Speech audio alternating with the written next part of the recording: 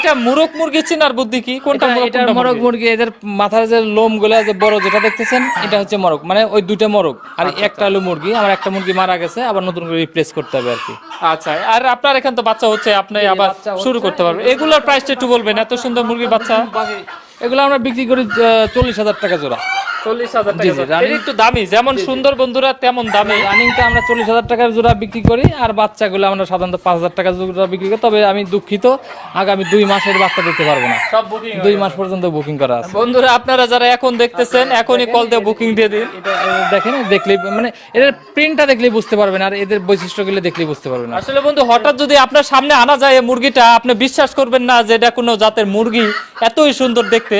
আর এখানে এত মুরগি, মাথা নষ্ট করার সৌন্দর্য একটা। চোখে না দেখলে বুঝতে পারবেন না, এর সৌন্দর্য অসম্ভব। আচ্ছা, দেখুন কি সুন্দর কোঁকড়ানো, আর পাখাগুলো কি দারুণ, অসাধারণ।